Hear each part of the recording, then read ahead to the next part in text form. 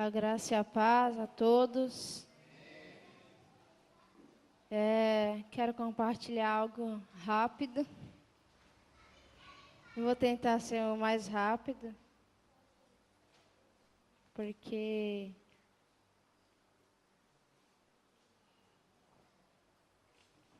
esse assunto ele tem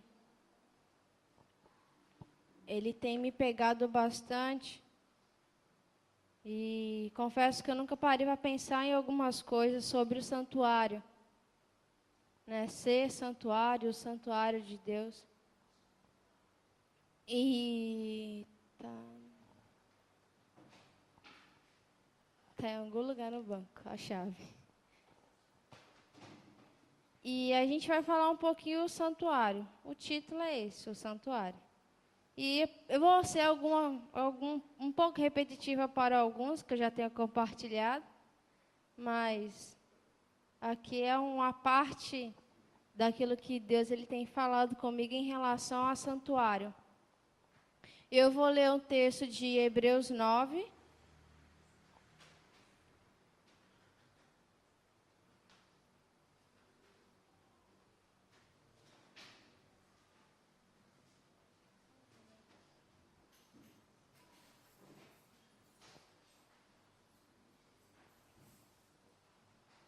Amém?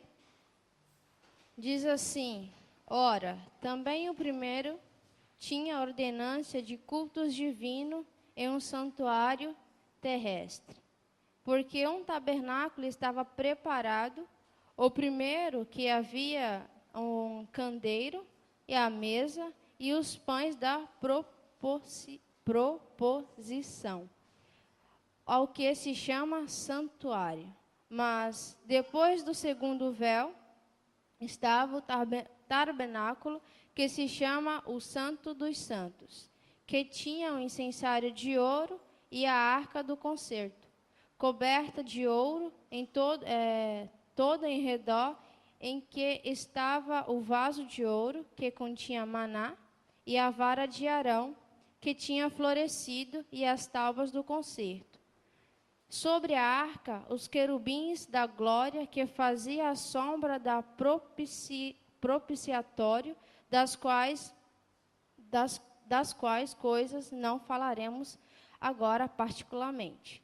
Ora, estando essas coisas assim preparadas, a todo o tempo entrava os sacerdotes no primeiro tabernáculo para cumprindo o seu serviço.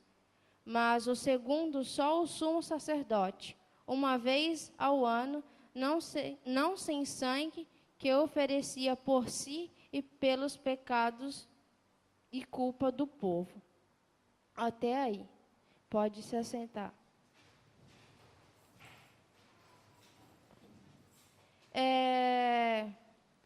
Existem algumas... Para contextualizar, no tempo de Israel,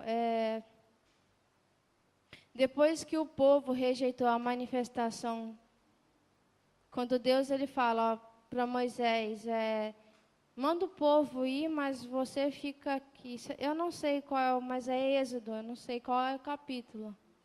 Capítulo 20, onde tem o episódio que Deus vão ter alguns inteligentes aqui que eles vão lembrar. O povo ele tem medo da manifestação da presença, e eles falam para Moisés: você vai falar com Deus e depois você passa tudo para a gente. E depois desse episódio, Moisés sobe novamente ao monte e fica mais um período de 40 dias, aonde ele recebe a instrução para construir um lugar de adoração. Então, Moisés passa esses 40 dias recebendo instrução de como seria, que medida teria, qual material seria utilizado. Tudo isso para que o povo adorasse a Deus. Israel ele tinha que fazer esse santuário como algo visível, na qual a presença de Deus habitaria, mas é lógico que não se contém a presença de Deus em um lugar. É impossível isso. Mas esse era o lugar que ele queria, que ele se agradava em manifestar a sua glória. Então, Deus, ele cria um lugar para que onde ele tem o agrado, o prazer de manifestar a sua glória. E existia algumas divisórias. Eu vou falar apenas de duas. Que a primeira é o santo lugar. Nesse lugar, no texto aqui fala que no primeiro que ele se refere a esse lugar, o primeiro lugar aqui, que é onde a Bíblia aqui fala, é o santo lugar, que seria o primeiro véu, que o segundo seria a entrada do Santo do Santo. Tinha o candeiro, ou outras traduções falam candela, é isso aí. Mas eu quero falar candeiro, que é um pouco mais fácil de falar. Então, ele servia para dar luz. Imagina esse lugar como se ele fosse o santo lugar e não tinha luz e nem janelas. Só uma porta. E essa era a única fonte de luz que existia naquele lugar. Então, ele, jogando isso para nós, o que ele é na nossa vida? A luz dentro do nosso interior. É a luz que nos traz a clareza, o discernimento da palavra e que é alimentada pelo óleo do Espírito. É isso aqui que nos vai dar força para continuar a caminhar até chegar no nosso objetivo, o lugar santíssimo. Então, sem a luz, sem o candeeiro, a gente não consegue prosseguir. Ninguém consegue andar no escuro. E quando anda no escuro, tropeça em alguma coisa. Bate o pé. Quem é desastrado sai derrubando tudo. Mas ninguém consegue andar no escuro. Não quis falar da Jéssica. Mas ninguém consegue andar no escuro. No entanto, quando a luz da rua acaba, a nossa primeira reação é ela achar um lugar de refúgio, pelo menos que tenha algum ponto de luz. Automaticamente, a gente procura um ponto de luz. E isso não pode ser diferente na nossa vida espiritual. A gente precisa desse ponto de luz, para que a gente tenha a clareza, o discernimento das coisas. Para saber aonde eu devo andar, aonde eu não devo andar, o que eu devo pegar, o que eu não devo pegar. E dentro do santo lugar também tinha a mesa, e que em cima da mesa tinha os pães da proposição. Eram 12 pães, que representavam as 12 tribos. Isso era um memorial, de lembrança ao povo de um conceito perpétuo com Deus. E também a gente pode olhar que é o pão que indica Cristo. Juntando os dois, dá isso, uma vida justificada.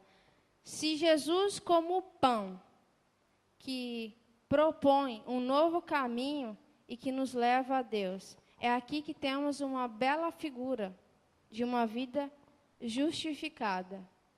A luz, que é o candeeiro, que é alimentada pelo Espírito, pelo óleo, e o pão diário, que é Cristo no nosso interior. Isso aqui é uma busca pessoal. Guarda isso. É uma busca pessoal para santificar, estar preparado para estar adequado a entrar no lugar santíssimo. E o lugar santíssimo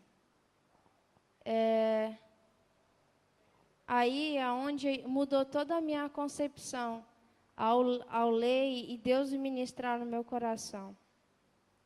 Uma coisa muito interessante sobre o candeeiro é que ele ficava ao lado oposto da mesa. Por quê? Para mostrar aquilo que era o principal, o pão. Indo mais, linguajar mais jovem, brisando mais um pouquinho, a luz, o Espírito de Deus em nós, ele nos aponta aquilo que é o principal na nossa vida, que é Cristo. Aquilo que nos alimentará, aquilo que nos guiará para a vida eterna. Aquilo que nos levará a um nível mais profundo. Que sem isso aqui, sem essa busca pelo Espírito, sem a busca em se alimentar de Jesus, em se importar, em agir como Ele, dificilmente vamos entrar no Santo do Santo, porque isso aqui é a base. É a base para que a gente entre no nível mais profundo. E lógico que o lugar santíssimo era o lugar de alta intimidade. Antigamente, no tempo de Israel, somente uma pessoa podia entrar lá dentro, que era o sumo sacerdote. Para a gente ficar mais fácil, seria o pastor. Ele era o único que poderia entrar no lugar santíssimo para ofertar. Ele tinha que entrar com sangue para oferecer em favor de si mesmo, mas principalmente em favor do povo. Principalmente.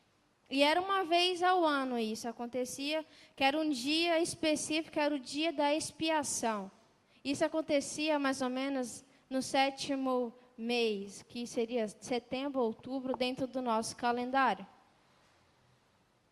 Então, existia um dia que o sacerdote entrava no Santo do Santo com uma corda amarrada no pé, porque ele corria o risco de morrer lá dentro. Porque o lugar era santíssimo. Né? E quem é que pode entrar no lugar santíssimo? Então, só ele podia. Né? E o significado da palavra expiação, no hebraico, ela tem no sentido de cobrir.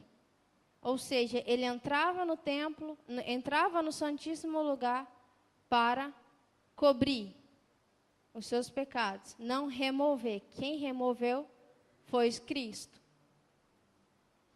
Então, ele cobria, passava uma maquiagem. Ou seja, o povo está apresentável. Não está perfeito, mas está apresentável. Então, esse era o sistema antigo de entrar no Santo do Santo. E dentro do Santo do Santo também havia algumas coisas. A arca, aí esse lugar, para quem gosta de ficar no escuro, era o lugar perfeito, porque não tinha luz nenhuma. Tinha a arca, e dentro da arca, só para curiosidade, só Hebreus fala desses 3 itens que ficavam dentro da arca, que era o maná, a vara de Arão, que tinha florescido, e a tábuas do concerto, que é aquelas lá dos 10 mandamentos, ou seja, a palavra de Deus, os princípios dele. A arca, ela representa um coração santificado. E que habita na presença dele. E um coração santificado, há 3 bênçãos nesse concerto, nesse novo concerto que Jesus ele nos trouxe para nós, que Jesus é o pão da proposição. Proposição é propor algo novo. Então, Jesus, ele nos propõe algo novo. E a lei de Deus, as tábuas, significa a entronização do estatuto de Deus e a completa submissão da natureza moral do estatuto.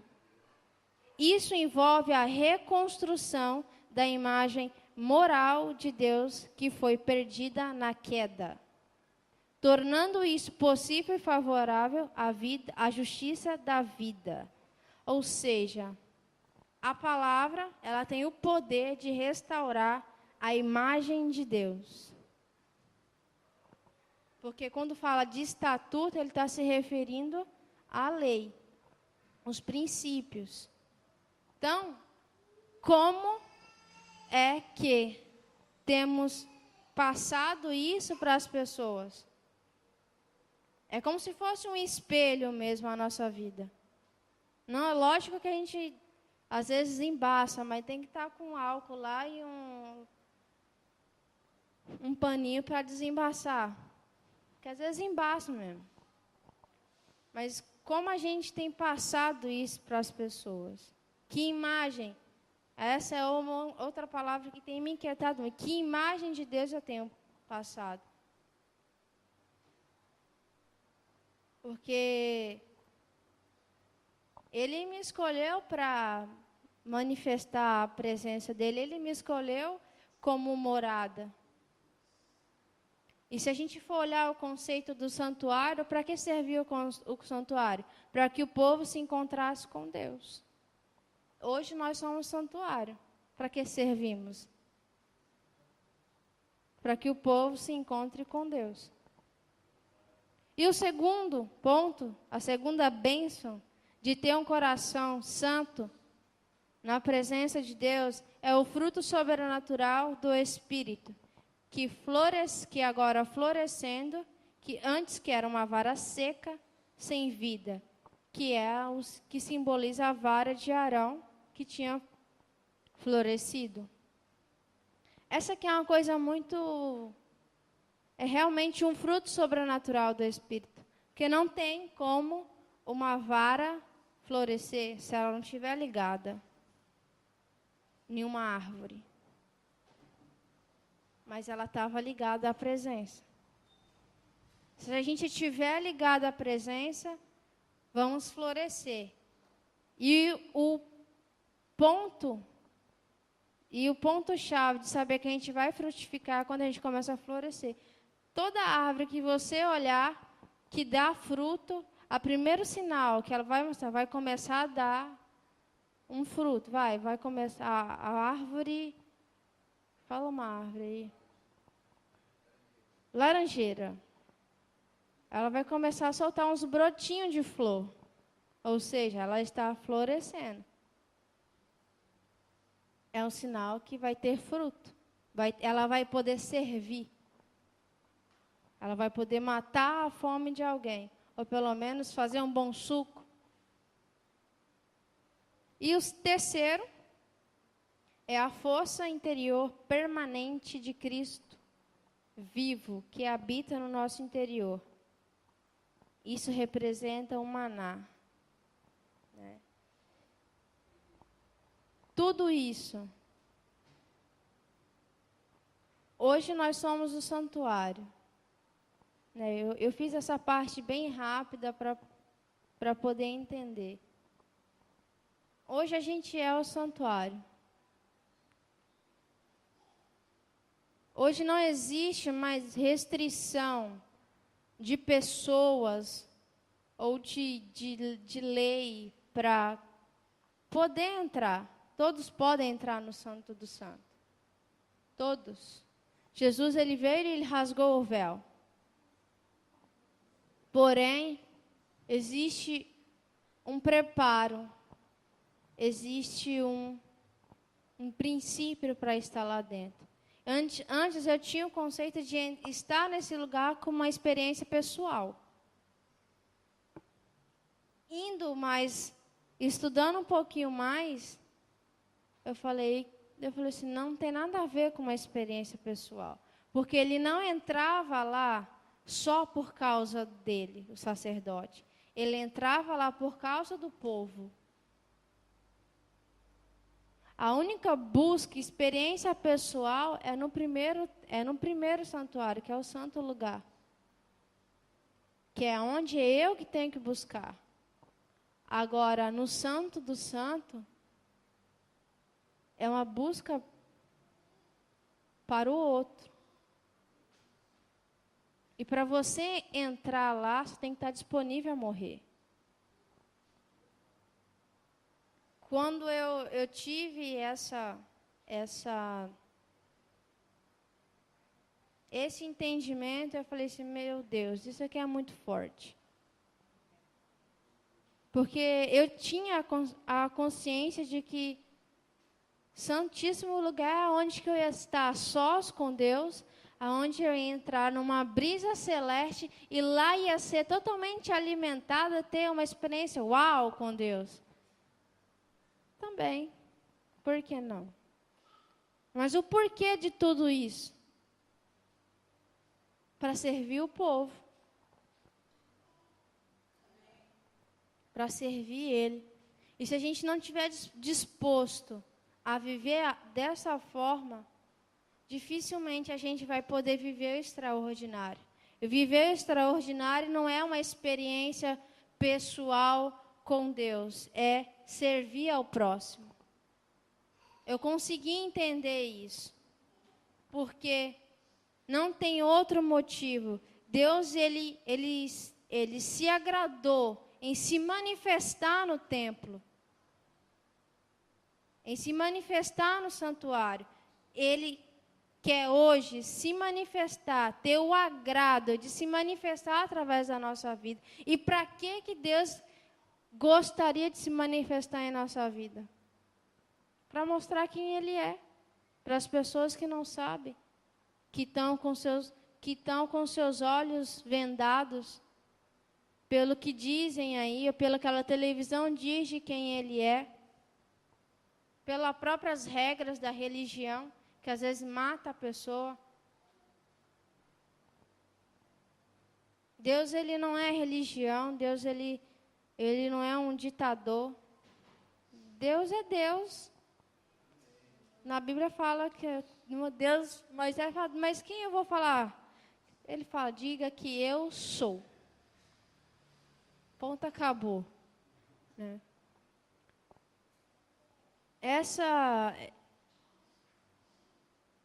No no capítulo anterior de Hebreus, tem uma parte que fala do sumo sacerdote. Aqui ele se refere a Cristo nos primeiros versículos. Ora, assuma o que temos dito, é que temos um sumo sacerdote tal, que está assentado no céu, à destra do trono da majestade, ministro do santuário e do verdadeiro tabernáculo, o qual o Senhor fundou e não o homem. A palavra aqui que fala ministro do santuário, no correto seria ministro dos povos. E como ele se refere ao sumo sacerdote Jesus, logicamente, Jesus como o nosso sumo sacerdote, na verdade, como o sumo sacerdote dos santos, não de qualquer um. E isso também se encaixa na vida de santificação. Não tem como um ministro servir ou reger. Na verdade, aqui o ministro significa servir os santos, se você não for santo. A pastora ali iniciou essa palavra, né? A palavra diz que seja santo, porque eu sou santo. Aqui ele não está falando seja perfeito. Busque a santificação, um coração puro, um coração contrito, um coração que se disponha.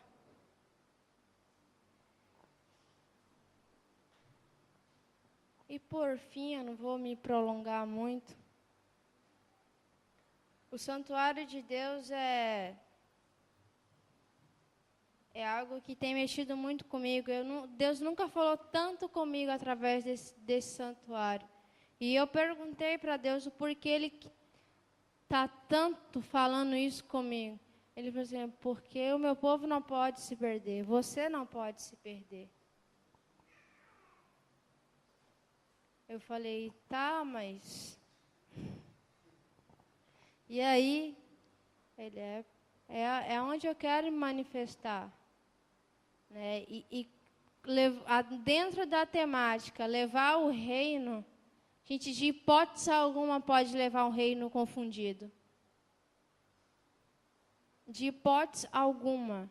Mas se a gente não tiver alicerçado nesse princípio e tiver um coração na presença dele, não vai existir lei, não vai existir fruto do Espírito, não vai ter nada. A nossa vida vai continuar como a vara de Arão fora da presença, seca. Não tem sentido. Uma vara seca só presta para queimar. E quando presta? Tem vara que não é boa para queimar. A presença de Deus, ela quer, é o desejo de Deus, é o propósito inicial de Deus se manifestar na nossa vida. É do agrado dele. Mas Deus ele só pode reger a nossa vida se a gente buscar a santificação. A gente só vai poder ir a níveis mais profundos, a gente só vai poder florescer, desfrutar do melhor de Deus, se a gente buscar a santificação. Se a gente buscar em conhecer, ter a luz em nossa vida. Ninguém vai olhar para você se você não tiver a luz de Deus. E se você não vive na presença de Deus, você não tem sentido. Porque o real sentido de viver é estar na presença. Antes, a minha vida era boa. Mas havia sempre um vazio nela. Minha família era boa, meus pais não eram separados, eu tinha o que eu queria, dentro do possível, é lógico. Minha vida era boa. Me divertia, tinha amigos. Mas mesmo assim, nada disso me saciava. Aí sim, quando eu conheci a presença de Deus, aí sim, tudo na minha vida passou a ter sentido. Aí eu já não fiz mais a pergunta, por que eu nasci? O porquê eu estou aqui? O porquê eu vivi isso aqui? A presença de Deus, ela me dá sentido. E o real sentido dela é eu transparecer quem Deus é. Eu me relacionar com Ele. Mas se eu não tiver alicerçado na palavra, alicerçado na oração, alicerçado em buscar Ele, sinto muito. Se a sua disposição de viver Cristo é ter bênção, você está no lugar errado. Você está no lugar errado. Procura outra que vai falar sobre prosperidade.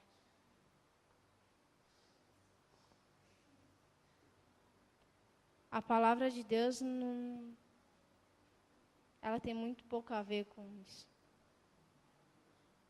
Ela tem muito a ver em servir. Em servir. Eu não sei se quantos já tiveram a experiência de ser útil para alguma coisa. Quando algo que você fez foi útil. Não existe alegria maior que aquela. Quando você vê algo que você fez, prestou. Isso entra no discipulado. É uma alegria gigante quando a gente vê os nossos discípulos prosperar, avançar. Não existe alegria maior.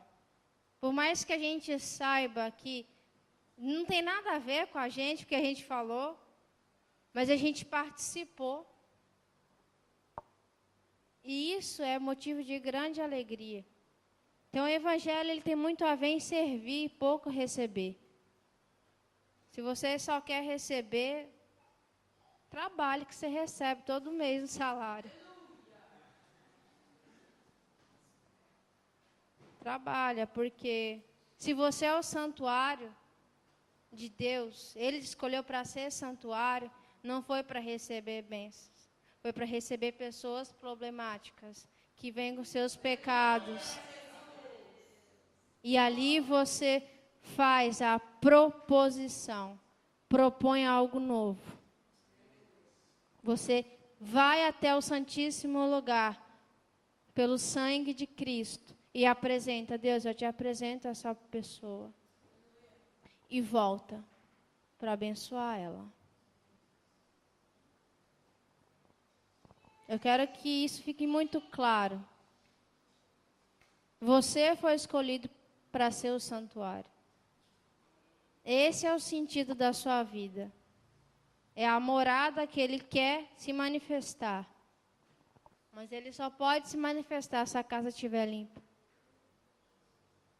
Salmos 15 fala, quem é que pode habitar na tua presença? Só os santos. Só Ele. E não adianta falar que é difícil. Não é difícil. É a gente que complica as coisas. Se existe um véu que Jesus não pode rasgar, ou Ele não vai rasgar, é o nosso ego. Esse véu, Ele não rasgou. É a gente que tem que rasgar. E é esse véu que vai nos impedir de ir a níveis mais profundos, de florescer, de dar fruto. Porque ninguém quer ser o certo, ninguém quer ser o errado. Todo mundo quer ser o certo. Todo mundo quer receber. Ninguém quer dar, porque é mais fácil receber. Mas é melhor dar do que receber. Pai sabe disso. Quem é pai e mãe sabe. Eu não sei não, um dia eu vou saber. É. Mas é melhor servir do que receber. Santuário, você foi feito para isso. Receber pessoas. E levar elas à presença. A ser o mesmo. É.